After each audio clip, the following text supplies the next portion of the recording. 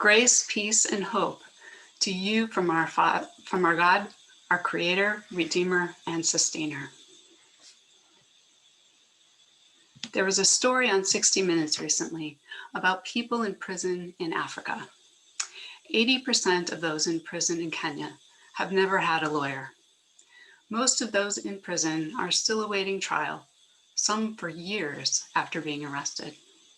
The prison is overcrowded at 3 times the original capacity.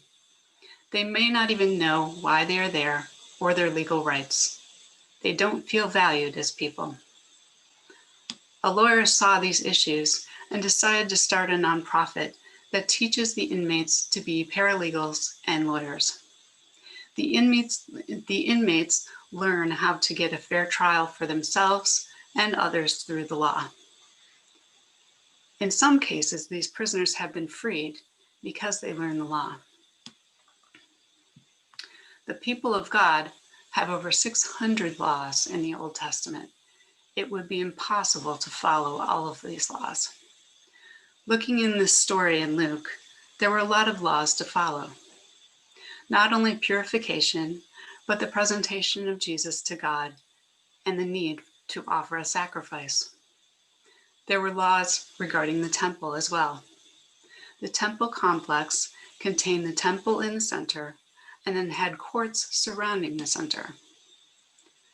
Non-Jewish people weren't allowed past the outer court, which is the court of Gentiles, under penalty of death. The Jewish women were not allowed past the court of women, and the Jewish men weren't allowed to pass beyond the court of Israel, which is the court that is closest to the temple. The only people allowed in the temple itself were the priests. According to the traditions of the time, the way to please God was to follow the laws. So the people closest to God would be those that knew the laws and did their best to obey. Just like the prisoners in the story above, except I wonder if the people in biblical times ever felt freed by knowing all the laws. But Jesus makes all things new. With the birth of Jesus was born a new way. In the story of Luke today, we hear a lot about the law. From Exodus 13, every firstborn male shall be designated as holy to the Lord. This is a male-centered society. Males were intended to be holy. Leviticus 12 says that females are unclean because of childbirth and need to be purified. This story, however, refers to their purification. According to Jewish law, Mary is the one who's needing purification because of giving birth. The time of purification for a male birth is 33 days. The time of purification for female birth is twice that. Luke never mentions the number of days since the birth, so it seems unimportant. Following the law is not the focus here. Also, there is something unexpected about designating this as their purification. According to the way this was written in the original Greek, there refers to Mary and Joseph. In this way, Mary and Joseph are equalized. Joseph is in the court of women and is going through purification too. The story ends with, they had completed everything according to the law of the Lord. They are both holy. There are more unexpected events in this story. Simeon is a layperson. He isn't a priest. Yet through the Spirit, he recognizes and pronounces that Jesus is the salvation of the world. Anna is a widow. Widow in the original Hebrew indicates one who is unable to speak. Anna is able to speak, and she is a holy person, a prophet. This is one of 2 times in the Bible where a woman is declared a prophetess.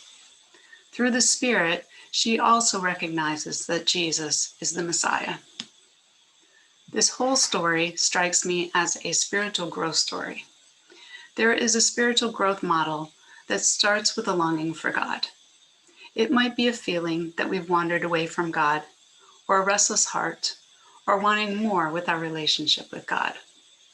This may lead to a time of letting go, or at least loosening our grip of what is no longer allowing us to grow, or is no longer helpful. Maybe we've just reached a steady state in our spiritual life. It could involve changing thoughts or attitudes, or moving from a place, a job, ministry, or relationships. Once we've let it go, that makes room for God to show us something new. We see that something new, feel invited by God, then decide whether we're willing to join God and take action. There is a time of serving with God and getting to know God more. Then at some point, this cycle starts again. Each time that we accept God's invitation, we go deeper into a relationship with God. Mary and Joseph went to the temple to do what God had asked them to do under the law. Luke shows them fulfilling the law, but there is also a changing in the understanding of the laws, a letting go of the old ways as they knew them. For Luke, salvation happens today, here on earth, in the form of liberation.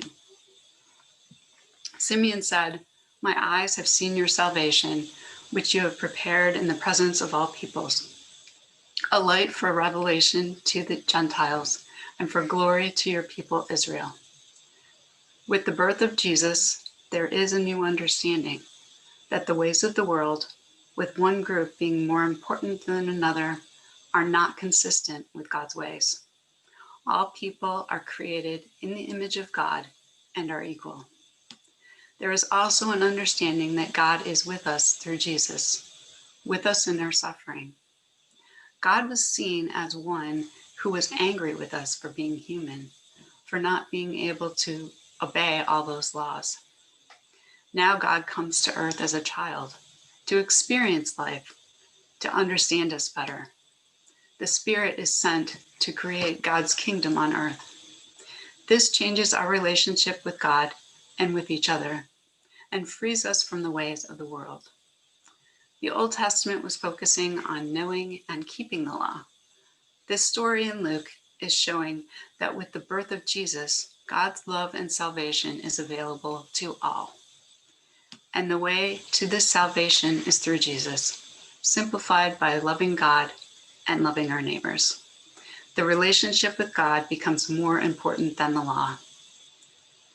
As we remember 2020 and all that has happened during it, including the pandemic, the racial tensions, the protests, the political drama, the natural disasters, including fires, tornadoes, and hurricanes, may we know that God is with us in our sufferings of this past year.